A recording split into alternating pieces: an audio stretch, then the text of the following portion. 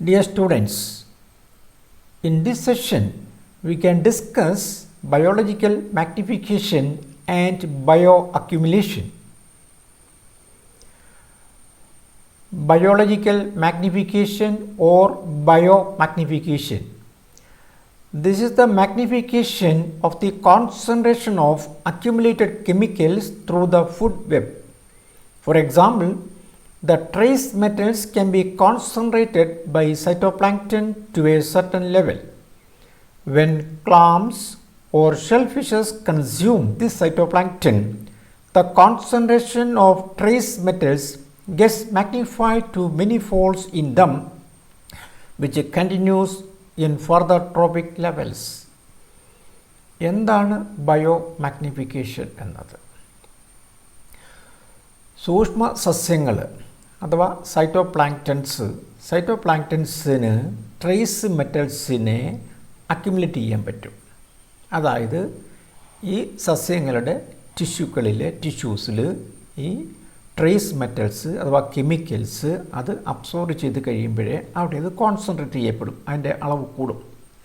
അത് അളവ് കൂടി കഴിയുമ്പോൾ ഒരു സ്വാഭാവിക പ്രക്രിയയിലൂടെ അത് അബ്സോർബ് ചെയ്യുന്നതിനേക്കാൾ 10 മടങ്ങ് ആ സസ്യത്തിൻ്റെ സൈറ്റോപ്ലാങ്ക്ടൻസിൻ്റെ ടിഷ്യൂസിൽ അബ്സോർബ് ചെയ്യപ്പെടുന്നു. Thus, the concentration of chemicals increases to a considerable extent than those accumulated by the higher trophic level species directly from water. അത് അബ്സോർബ് ചെയ്തതിനേക്കാൾ കൂടുതലാണ്, കെമിക്കൽസ് അബ്സോർബ് ചെയ്തതിനേക്കാൾ കൂടുതലാണ് അക്യുമുലേറ്റ് ചെയ്യപ്പെടുന്നത്. Not only that, the biomagnifications can produce changes in the metabolites which may be even more toxic than the actual species present in water. For example, mercury is present in water as inorganic mercury, but when it is sedimented, it becomes methyl mercury and even dimethyl mercury. Of these, the inorganic mercury is less toxic and organic mercury is more toxic. Thus, the methyl mercuric ion becomes an important toxic substance to living species. ഓരോ സസ്യങ്ങളും അല്ലെങ്കിൽ food വെബിൻ്റെ ഭാഗമായി സൂക്ഷ്മ സസ്യങ്ങൾ absorb ചെയ്യുന്ന toxic substance സസ്യങ്ങളുടെ ഉള്ളിലെത്തിക്കഴിയുമ്പോൾ അത് absorb ചെയ്തതിനേക്കാൾ അധികം much more is being concentrated.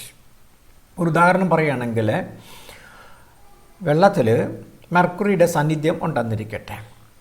അപ്പം മെർക്കുറിയുടെ സാന്നിധ്യം ഉണ്ടെങ്കിൽ മെർക്കുറിയെ സൈറ്റോപ്ലാങ്ക്ടൻസ് അബ്സോർബ് ചെയ്യുന്നു.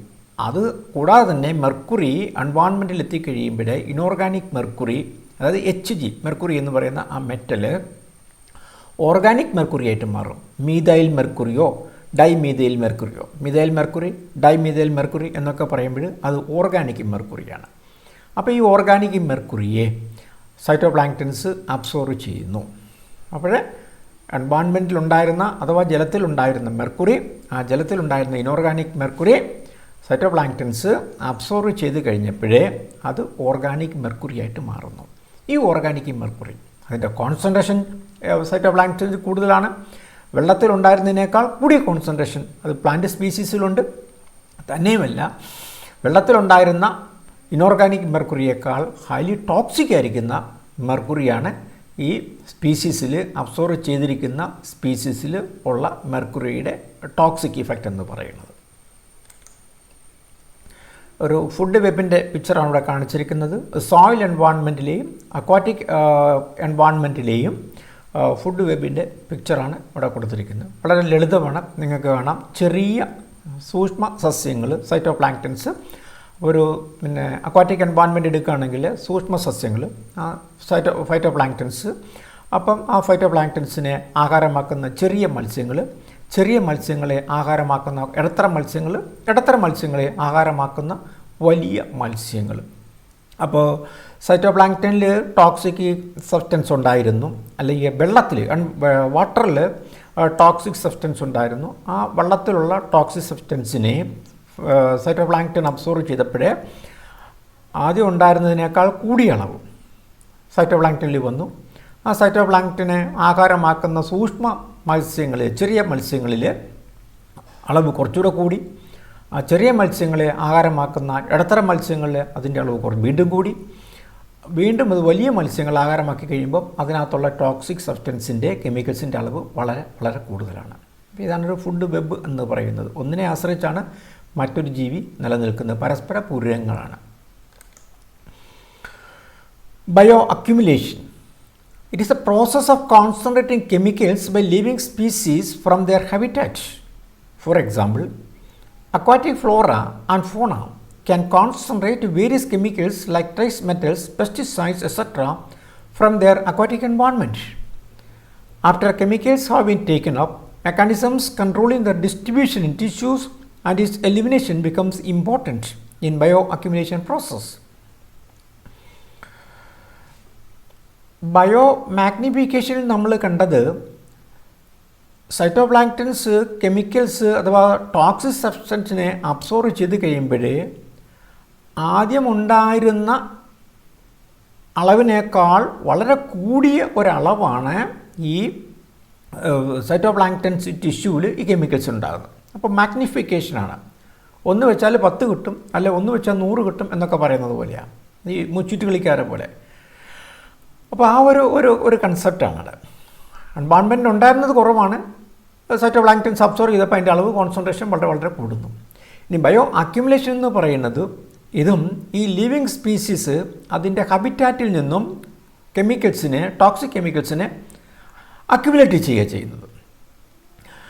അപ്പോൾ ഏത് എൻവയോൺമെൻറ്റിലാണോ ഈ പ്ലാന്റ് സ്പീസീസ് അഥവാ ആനിമൽ സ്പീസീസ് ഒക്കെ വളരുന്നത്, ആ ഹാബിറ്റാറ്റിൽ നിന്നും ഫ്ലോറയും ഫോണയും, flora and fauna, flora means plants, fauna means animals. അപ്പോൾ ഫ്ലോറയും ഫോണയും ഈ ടോക്സിക് സബ്സ്റ്റൻസിനെ അബ്സോർവ് ചെയ്യും, അക്യുമുലേറ്റ് ചെയ്യും. അക്യുമുലേറ്റ് ചെയ്ത് കഴിയുമ്പോഴത്തേനും സ്വാഭാവികമായും ഒരു ആനിമൽ സ്പീസീസിൽ അഥവാ ഒരു പ്ലാന്റ് സ്പീസീസിൽ അത് വന്നു കഴിയുമ്പോഴത്തേനും ചിലപ്പോൾ അതിനെ പുറന്തള്ളാനുള്ള ശ്രമം ഉണ്ടാകും. അതല്ലെന്നുണ്ടെങ്കിൽ അതായത് ടിഷ്യൂസിൽ അത് അക്യുമുലേറ്റ് ചെയ്യപ്പെടും.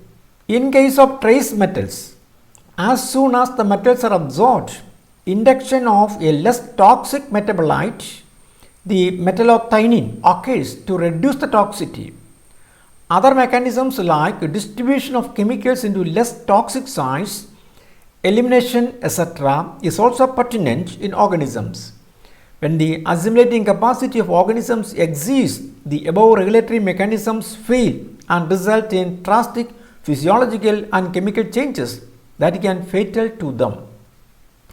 I repeat, in case of trace metals, as soon as the metals are absorbed, അതായത് ഈ ട്രേസ് മെറ്റൽസിനെ, ആ ട്രേസ് മെറ്റൽസ് അഥവാ ടോക്സിക് സബ്സ്റ്റൻസിനെ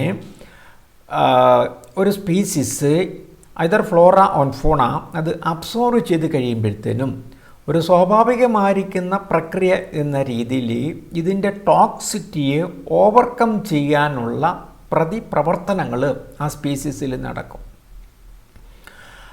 അപ്പോൾ അവിടെ ലെസ് ടോക്സിക് ആയിരിക്കുന്ന ചില മെറ്റാബോളൈറ്റ്സിൻ്റെ ഫോർമേഷൻ ഉണ്ടാകാം. ഒരു ഉദാഹരണമാണ് മെറ്റലോതയനൈൻ എന്ന് പറയുന്നത്. അതുപോലെ തന്നെ ഇത് പുറത്തേക്ക് തള്ളാനുള്ള ശ്രമം ഉണ്ടാകാം. അല്ലെങ്കിൽ കുറച്ചും കൂടി ലെസ് ടോക്സിക് ആയിരിക്കുന്ന ഒരു സൈറ്റിലേക്ക് ഇതിനെ മാറ്റി കൊണ്ടുപോകാനുള്ള സ്വാഭാവികമായിരിക്കുന്ന പ്രവർത്തനങ്ങൾ ആ സ്പീസീസിൽ നടക്കാം. അതായത് ചില റെഗുലേറ്ററി മെക്കാനിസംസ്, ഒരു ടോക്സിക് സബ്സ്റ്റൻസ് അബ്സോർവ് ചെയ്യപ്പെട്ട് കഴിയുമ്പോൾ അതിൻ്റെ ടോക്സിറ്റി മിനിമൈസ് ചെയ്യാനുള്ള റെഗുലേറ്ററി മെക്കാനിസംസ് സ്പീസീസുകളിൽ ഐദർ ഫ്ലോറ ഓൺ ഫോണ അത് നടക്കും. പക്ഷേ ആ റെഗുലേറ്ററി മെക്കാനിസം ഫെയിലായി കഴിഞ്ഞാൽ സംഗതി വളരെ കോംപ്ലിക്കേറ്റഡ് ആകും.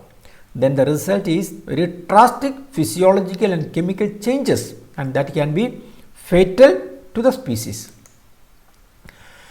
Pesticides present in water get concentrated in tissues of plants and animals. Aquatic animals like protozoa concentrate DDT by 3000-fold in 12 hours, and some fishes can concentrate 25,000-fold in few hours. ജലത്തിൽ പെസ്റ്റിസൈഡ്സിൻ്റെ സാന്നിധ്യമുണ്ടെന്നുണ്ടെങ്കിൽ this pesticides can be concentrated in tissues of plants and animals. Aquatic animals, അതാ ജലത്തിൽ വസിക്കുന്ന ജീവികൾ, ഉദാഹരണത്തിന് protozoa, it can concentrate D D T absorb ചെയ്യപ്പെട്ട് കഴിഞ്ഞാൽ അതിൻ്റെ 3000 ഇരട്ടി 3000 ഫോൾഡ്സ് ഇൻ 12 hours അത്രയും അത് കോൺസെൻട്രേറ്റ് ചെയ്യപ്പെടും. അതുപോലെ some fishes even concentrate 25,000 fold in few hours. ജലത്തിലുണ്ടായിരുന്ന അതിൻ്റെ കോൺസെൻട്രേഷൻ വളരെ കുറവായിരുന്നു, പക്ഷേ സ്പീസീസിലെത്തി കഴിയുമ്പോഴത്തേനും ഇതിൻ്റെ കോൺസെൻട്രേഷൻ വളരെ അധികമായിട്ട് പല ഇരട്ടികളായിട്ട് അത് വർദ്ധിക്കപ്പെടുന്നു. And a well-cited example of metal pollution is the Minamata disaster occurred at Japan's Minamata Bay in 1953 due to mercury contamination, which caused death of hundreds of people and chronic brain cell damage of so many people. നല്ലൊരു ഉദാഹരണം എന്ന് പറയുന്നത് metal പൊല്യൂഷൻ്റെ ഒരു best example എന്ന് പറയുന്നതാണ് മീനമാത disaster. 1953 ജപ്പാനിലെ മീനമാത ബേയിൽ മീനമാത ഉൾക്കടലിൽ സംഭവിച്ച ഒരു കണ്ടാമിനേഷൻ, മെർക്കുറി കണ്ടാമിനേഷനാണ്. ഈ മെർക്കുറി കണ്ടാമിനേഷൻ കൊണ്ട് 100 കണക്കിന് ആൾക്കാർ മരിക്കുകയും വളരെയധികം ആൾക്കാർക്ക് അതിൻ്റെ ആഫ്റ്റർ എഫക്റ്റ് അനുഭവപ്പെടുകയും ചെയ്തു. At മീനമാത HgCl2 was used as a catalyst in a PVC producing factory, and the effluent discharged into the bay caused the bioaccumulation of the mercury contaminant in the sea fish and shellfish. The mercury contamination of shellfish was estimated to be 10 mg per kg. Consumption of these fishes by the local people resulted in the Minamata disaster. ബയോ അക്യുമുലേഷൻ്റെ ഒരു best എക്സാമ്പിളാണ് മീനമാത disaster എന്ന് പറയുന്നത്. Polyvinyl chloride manufacture ചെയ്യുന്ന ഒരു ഫാക്ടറിയിൽ കറ്റാലിസ്റ്റായിട്ട് ഉപയോഗിച്ചിരുന്ന മെർക്കുറി കോമ്പൗണ്ട് HgCl2 അതിൻ്റെ എഫ്ലുവൻ്റ് സ്വാഭാവികമായും ഒരു ജലസ്രോതസ്സിലേക്ക്, അത് മീനമാത ബേയിലേക്ക് തള്ളപ്പെട്ടു. അപ്പം ആ ഉൾക്കടലിലുണ്ടായിരുന്ന ചെറിയ ഫിഷസ്,